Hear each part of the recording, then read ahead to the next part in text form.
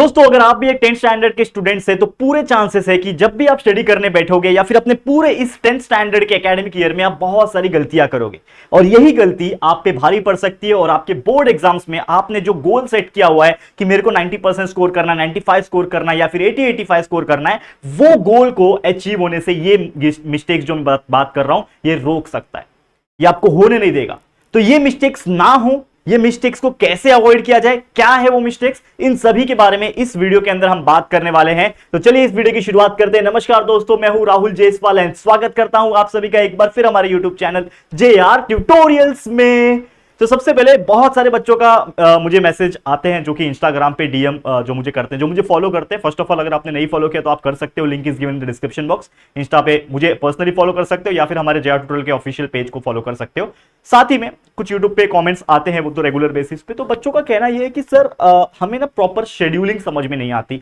10th standard में जब भी मैं आ गया हूं, 9th स्टैंडर्ड में तो हमने ये चीज कर दी, लेकिन मुझे लग रहा है कि 10th स्टैंडर्ड ये चीज हो नहीं पाएगी या फिर इसको कैसे किया जाए। तो उन सभी कमेंट्स को जब हमने एनालाइज किया तो मेरे को दिमाग आया कि यार क्यों ना एक कॉमन वीडियो बनाया जाए।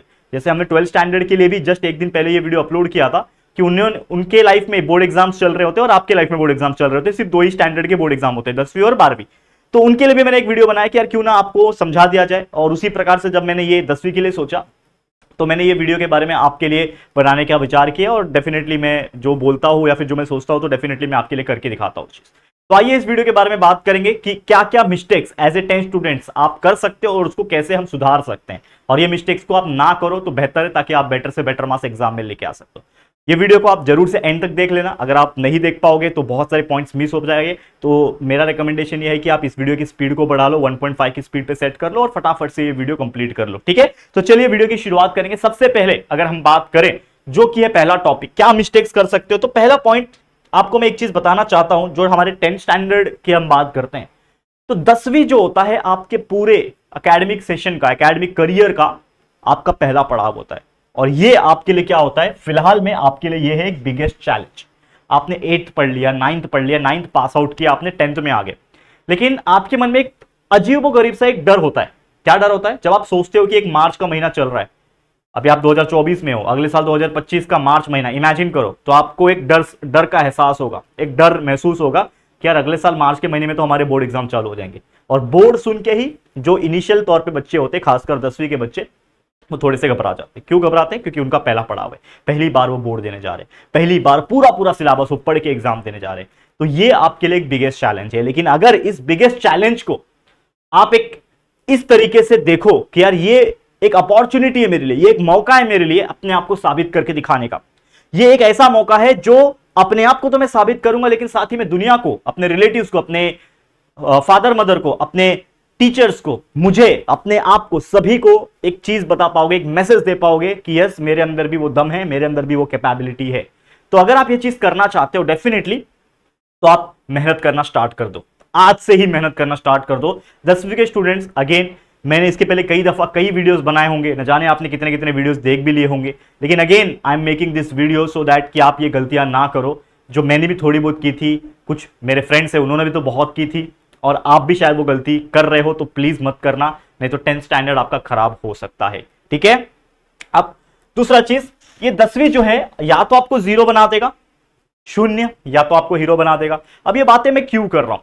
देखो 10वीं का एक ऐसा स्टैंडर्ड है, मैं हाल ही में एक एग्जांपल बताता हूं कि 0 और हीरो का क्या ताल्लुक है। अगर मैं बात करूं हमारे 10वीं से इसका क्या लेना देना, और आप लोग ऐसा मुझे बोल रहे होंगे कि सर मतलब 10th standard is a normal subject, normal standard. आप ही खुद बोलते हो कि सर 10th स्टैंडर्ड में मार्क्स कम आए तो भी ठीक है, चलेगा, कोई प्रॉब्लम नहीं होती। लेकिन एक बहुत इंपॉर्टेंट चीज है जो मैं अभी हाल ही में मैंने एक बच्चे का देखा, एक बच्चे के ऐसे कई सारे बच्चे होंगे, शायद आपके कोई रिलेटिव्स होंगे, कोई ये होंगे, तो एक प्रॉब्लम फेस किया जो कि मेरे आसपास के बिल्डिंग का ही एक बच्चा है।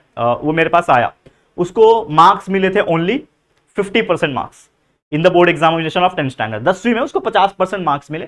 अब वो मेरे पास आया और वो मेरे को बोलता है कि भैया, मेरे बाजू में रहता है, भैया बोलता है, मतलब भैया मेरे को समझ में नहीं आ रहा है कि मैं क्या करूं, कॉमर्स लूं, साइंस लूं, और मुझे तो साइंस पढ़ना है, मुझे फिजिक्स, केमिस्ट्री, मैथ्स, बायोलॉजी लेके चलना है, लेकिन साथ में आईटी भी लेना है, लेकिन मेरे को कोई भी कॉलेजेस एडमिशन देने के लिए तैयार नहीं है 50% पे। तो मुझे बहुत दुख हुआ कि अगर आप अच्छे परसेंट नहीं ला रहे हो, 60, 70, 80 के ऊपर नहीं ला रहे हो, तो आपको अपना मनचाहा स्ट्रीम भी नहीं मिलेगा। आपको मनचाहा सब्जेक्ट्स नहीं मिलेगा, आपको मनचाहा कॉलेज नहीं मिलेगा।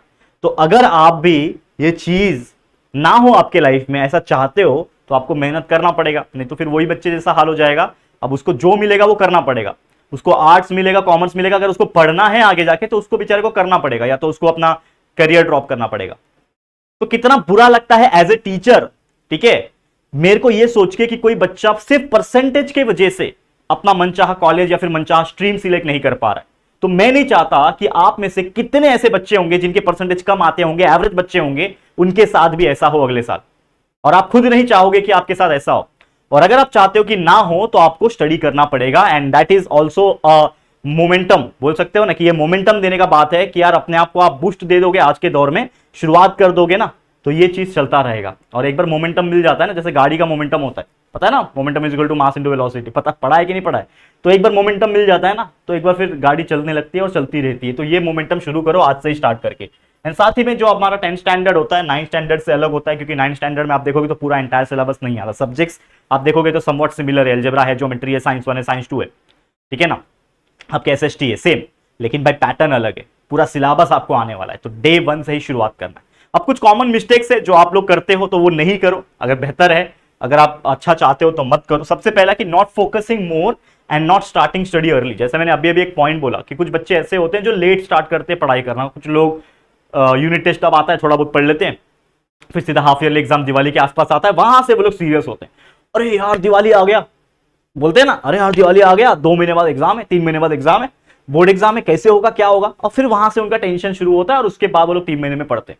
लेकिन मैं आपको एग्जाम्पल देता हूं कि अगर आप 3 महीने के भरोसे बैठे हो तो आप लोग कभी 90% स्कोर नहीं कर सकते, आप कभी भी मनचाहा स्ट्रीम नहीं ले पाओगे। हाँ, आपके 60-70 आ जाएंगे, शायद आपको किसी पर्टिकुलर कॉलेज में शायद मिल भी जाए admission, I am not sure about that, but चीजें इतनी सिंपल नहीं होती जितनी दिखती है, जितनी दिखाई जाती है। अगेन मैं बोलना चाहूंगा, तो अगर आप शुरू से शुरुआत करते हो, अभी जून का महीना चल रहा है, मिडल ऑफ जून चल रहा है, अगर अभी से ही आप शुरुआत करते हो तो लगभग 6 महीना तो आपको प्योर मिलता है दिसंबर तक का, जो कि सिर्फ पढ़ाई करने का, कोई स्ट्रेस नहीं, कोई टेंशन नहीं। तो सिर्फ और सिर्फ पढ़ाई करोगे, सिलेबस कंप्लीट करने पे फोकस करोगे, और इतना बेहतरीन तरीके से करोगे कि आपका एंटायर सिलेबस 100% में से 90-95% सिलेबस आपका पढ़ के हो जाएगा।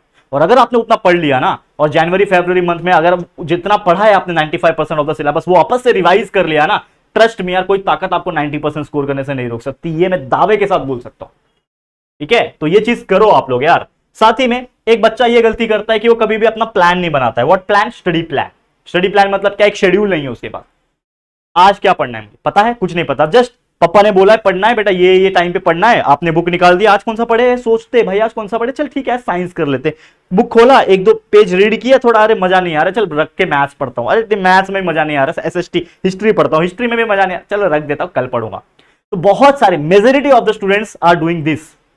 क्या आप लोग भी ये करते हो? कमेंट करके बताओ।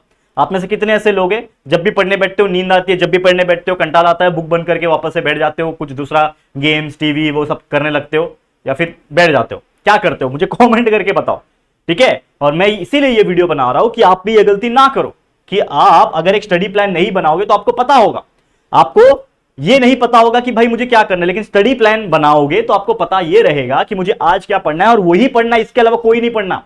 आज मंडे का दिन है और मंडे का दिन में मुझे मैथ्स पढ़ना है तो मैं मैथ्स ही पढ़ूंगा भैया, इसके अलावा कोई सब्जेक्ट को हाथ नहीं लगाऊंगा। एक शेड्यूल बनाओ। अगर वो शेड्यूल नहीं बना सकते, हमारे चैनल पे कई सारे वीडियोस अवेलेबल है, स्ट्रैटेजी वीडियो अवेलेबल है, और जैसा मैंने प्रॉमिस किया है कि आपका स्कूल लगभग 1 हफ्ते के अंदर, भी जून मिडल चल रहा है, और 1 हफ्ते के अंदर पूरे महाराष्ट्र के सभी के स्कूल स्टार्ट हो जाएंगे। एक बार फुल फ्लेज स्कूल रीओपन हो जाए, सबके स्टार्ट हो जाए, उसके 1 हफ्ते के अंदर मैं आपको एक टाइम मैनेजमेंट वीडियो और एक स्ट्रैटेजी वीडियो दूंगा। जल्दी आ जाएगा, 1 हफ्ते के अंदर ही आ जाएगा, इतना मैं बोल सकता हूं, ठीक है। तो इतना भरोसा करो, ठीक है। अब नेक्स्ट पॉइंट क्या है? नेक्स्ट पॉइंट कि नॉट रिवाइजिंग टॉपिक्स प्रॉपरली। जैसे मैंने बोला कि यार आपने समझ लो पूरा अच्छे से पढ़ लिया, 90% ऑफ द सिलेबस आपने पढ़ लिया, लेकिन जनवरी फरवरी का टाइम आया, उसमें आपको हर एक टॉपिक को रिवाइज करने की जरूरत है ताकि उसको हम रिकॉल कर सके हमारे ब्रेन में, और आप नहीं कर रहे हो तो वो टॉपिक दोबारा याद नहीं आएगा। हो सकता है उसमें से कई सारे टॉपिक्स, कई सारे पॉइंट्स आप भूल जाओ, और एग्जाम में आंसर लिखने जब बैठोगे तो आपको याद ही नहीं आएगा। अरे यार तीसरा पॉइंट क्या था यार, पीछे वाले को पूछोगे मेरे को तीसरा पॉइंट बताना क्या था, वो भी बोलेगा मेरे को पेपर लिखने दे, मैंने बताएगा जा। ऐसे ही बोलते लोग। उस टाइम पे सब अपने अपना देखते हैं यार, बोर्ड एग्जाम है, रिस्क कौन लेना चाहेगा, और पकड़े गए तो फिर बताते, पूछते, चीट लेते, पकड़े गए तो खत्म करियर। ठीक है, ये गलती बिल्कुल मत करना, अच्छे से रिवाइज करना। अंडर एस्टिमेट करते हैं लोग लैंग्वेजेस को, यानी लैंग्वेज सब्जेक्ट को। अब लैंग्वेज सब्जेक्ट क्या आता है? अगर मैं 10th के हिसाब से बात करूं तो आपका जो लैंग्वेज सब्जेक्ट है वो है आपका इंग्लिश, ठीक है, आपका हिंदी और आपका है मराठी। ये 3 सब्जेक्ट ये आपके लैंग्वेज होते हैं और ये तीनों सब्जेक्ट के 300 मार्क्स है, 100 100 100, ठीक है।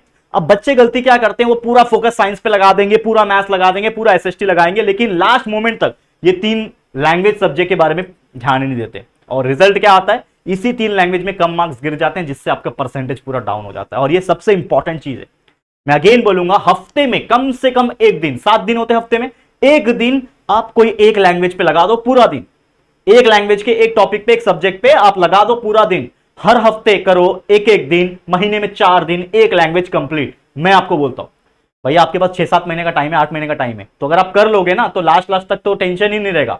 लास्ट तक आपका ये पूरा तीनों सब्जेक्ट स्ट्रांग हो जाएगा। और हमारे इस चैनल पे आप देखोगे जेआर ट्यूटर में इंग्लिश का पूरा ग्रामर, पूरा राइटिंग स्किल का पार्ट, सब चीज हमने फ्री में पढ़ा रखा है आपके लिए। जो भी चाहिए आपको मिलेगा, बस यूट्यूब पे सर्च कर लेना या फिर प्लेलिस्ट में चले जाना। एग्जाम्स के टाइम जब बोर्ड एग्जाम स्टार्ट हो रहे थे, इसके 2023 वाले भी, 2022 वाले भी, 2024 वाले भी, जो भी बोर्ड एग्जाम अगर आप देखोगे उनके पहले हमने कितने सारे लगातार वीडियोस बनाए हैं जो आपको हेल्प करेंगे। तो अभी भी वो वीडियोस प्रेजेंट है, कुछ 1 साल पुराने वीडियो है, कुछ इसी साल 2024 के, मतलब 2-3 महीने पुराने वीडियो है, वो भी आप देख सकते हो, आपको हेल्प मिलेगा। इसके अलावा हिंदी के भी सारे, मराठी माफ करना, हिंदी के सारे राइटिंग स्किल और जो ग्रामर होता है, ठीक है, ये सभी चीज पढ़ाया गया है हमारे इस चैनल पे free of cost. Priya ma'am ने पूरा अच्छे से पढ़ाया हुआ है, तो हर एक के लेक्चर बाय लेक्चर है, मतलब ऐसा नहीं कि कोई रैंडम टॉपिक्स पढ़ा है, पूरा proper lecture by lecture available है राइटिंग स्किल के, कि भाई क्या होता है राइटिंग स्किल के अंदर, लेटर कैसे लिखते हैं, एस्से कैसे लिखते हैं, और भी बहुत सारी जो चीजें होती है, और ग्रामर का हर एक पार्ट पढ़ाया गया है। और साथ ही में हिंदी के लिए तो एक और चीज है, हमारा जो जेआर ट्यूटर का एप्लीकेशन है, वहां पे हमने हिंदी का एक क्रैश कोर्स निकाला हुआ है, बहुत सस्ता है यार, मुझे लगता है 199 का भी नहीं है, ठीक है। अगर आप जाओगे एक बार चेक कर लेना क्या प्राइस चल रहा है, हमने बहुत मिनिमम प्राइस रखा है। उस 199 के प्राइस के अंदर अगर आप वो कोर्स परचेस करते हो ना, मैं आपको बोलता हूं कि भैया पूरा हिंदी का टेंशन खत्म हो जाएगा। बस जो चैप्टर्स पढ़ने होते हैं वो पढ़ने होते हैं बस, बाकी राइटिंग स्किल और जो इसका पार्ट होता है ग्रामर का, जो कि लगभग 25-30 मार्क्स का आता है कुल मिला के, वो आपका कवर हो जाएगा। और साथ ही में मराठी, तो मराठी के भी मोस्टली हमने राइटिंग स्किल और ग्रामर के पार्ट हमने इस चैनल जेआर ट्यूटोरियल के ऊपर डाल रखा है। तो मतलब इन शॉर्ट तीनों लैंग्वेजेस के राइटिंग स्किल और ग्रामर फ्री में अगर आप देखना है तो हमारे यूट्यूब चैनल पे अवेलेबल है, उसको भी आप पढ़ो। ये मैं क्यों बोल रहा हूं, ताकि आप इसको अंडर एस्टिमेट मत करना, ताकि एग्जाम में भारी ना पड़ जाए, मार्क्स कम ना हो जाए इन लैंग्वेजेस के वजह से, ठीक है। अब बहुत सारे बच्चे ऐसे होते हैं जो प्रिपेयर तो करते हैं, अच्छी तरीके से पढ़ाई तो करते हैं, लेकिन उनका कोई गोल नहीं होता, वो कभी भी अपने फ्यूचर के बारे में नहीं सोचते।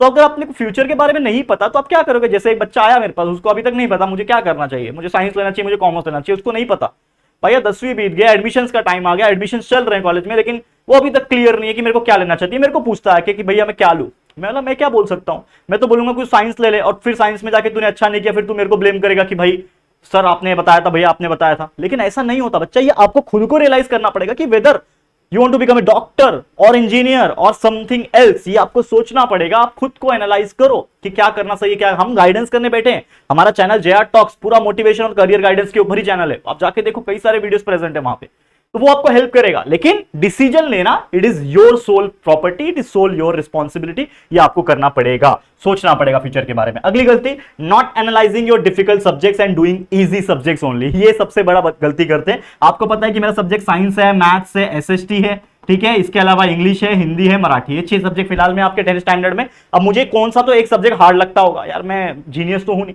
आप भी जीनियस तो नहीं, कोई एक सब्जेक्ट ऐसा होगा जो आपका कमजोर होगा, तो उस सब्जेक्ट को पता लगाओ कि साइंस मेरे को डर लगता है, साइंस 1 इजी लगता है, साइंस 2 हार्ड लगता है, साइंस 2 पे ज्यादा मेहनत करो।